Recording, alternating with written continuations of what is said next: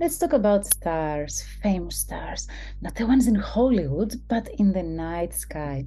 The Christmas star or Bethlehem star. This was the star the three wise men or magi followed to take them to baby Jesus. But what was this Christmas star? Was it a comet? Was it a supernova? Was it a planet? Was it Superman? Okay, wait for it. Sadly, we don't really know. And this is probably why Christmas decorations hit the stores as early as August every bloody year. But in all seriousness, the reason why we don't know what the Christmas star was is that there is a big debate between theological and historical descriptions. As a Western civilization, we celebrate the birth of Jesus at Christmas, and we place the birth at year 0. So the three magi observed this star, something that attracted their attention in the sky. It was just there in the sky, maybe there, in the sky, hanging from the sky. This is how it was described. And they saw it at east, and then they followed it to take them to baby Jesus. As astronomers and scientists, we want to find out and match the theological with the historical and astronomical facts. This is where the confusion comes in.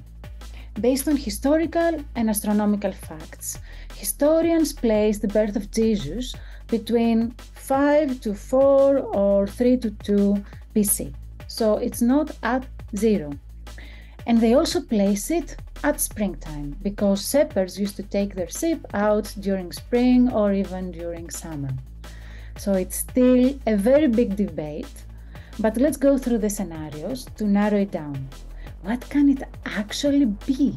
One very popular explanation is that it is a comet, and in particular comet Halley.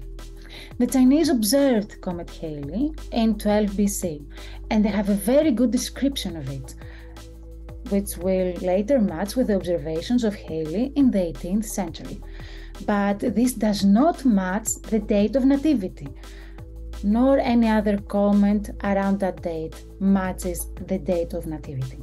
What about a supernova? Or a nova or a hypernova, meaning an exploding star at the end of its life. All records show there was no star exploding at the time of nativity. The Chinese had very good records of astronomical phenomena, and they would have mentioned something like that. Also, with modern technology, we have looked for supernova remnants from that era, but we haven't found anything. The only supernova viewed was much later, in 108 AD, way after the birth of Jesus. And, of course, it does not match the time of nativity. So the Christmas star is probably not a supernova. But what about a planet or a planet conjunction, where planets appear together in the sky, right? They're not together physically, they just appear together in the sky. There are many scenarios implicating Venus or Mars or planet conjunctions like Jupiter, Mars, and Saturn, or conjunctions with a star like Regulus, and with Venus, Mars, and Jupiter. There was a conjunction around 4 to 3 BC, or 3 to 2, but not at 0. The thing is that the three magi were scientists. They were studying the sky. Okay, they were studying the movements of celestial bodies in the sky. They would have known about conjunctions between planets and stars, so they would have not been surprised. And of course, they would not leave the comfort of their house, okay, to chase a star. Come on. But let's assume they did follow Venus, leaving Jerusalem at 1 BC. They would have traveled the modern world, but they would not reach Bethlehem. And a bit of science fiction. What if they had a car? Okay, what if they had a car? They would have traveled around and around and around and around and around and around the globe to reach the North Pole on December 25th. What an interesting date. Another fact, we said that the Magi were looking for something at the east. But maybe we're lost in translation. Maybe they were not looking for something in the east, but for something rising. Okay, because in Greek, east means rising, like west means setting. Okay, maybe they were looking for something that was rising from the west, and Venus would have been a very good candidate for that. But probably not. Another possibility, another scenario is Jupiter, because Jupiter is known to do the following. It goes through the sky, and then it stops, and it goes backwards. We call it Jupiter retrograde.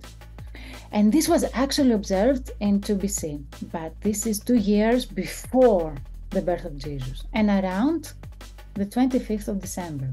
Interesting. You know, a fun fact, we actually celebrate Christmas on the 25th of December because Emperor Constantine moved Christmas holiday. Okay, so it coincides with the shortest day of the year in the North Hemisphere. He did that in the year 336 AD. So probably it's not a planet then, huh? So what is the reason for the season? The reason for the season is the winter solstice. What is that? Glad you asked. It has to do with the rotation of the Earth around its axis. Okay, the Earth rotates around its axis as it goes around the Sun. Okay, but this rotation has a tilt. The axis of the Earth is a bit tilted in relation to the plane where the Earth rotates around the Sun. And this tilt is 23.5 degrees.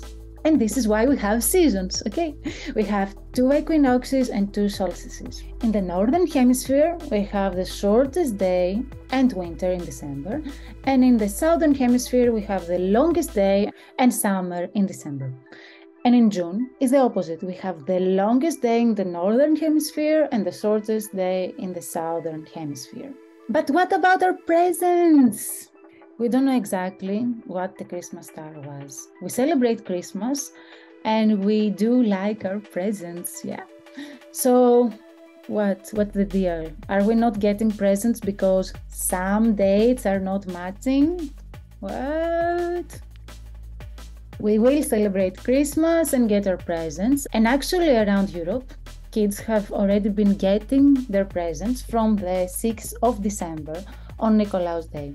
In Greece, we have to wait a bit longer until the 1st of January, actually, because this is when Saint Vasilis is bringing us the presents from Caesarea in Cappadocia. And with that thought, I would like to wish everyone happy holidays and many, many, many presents.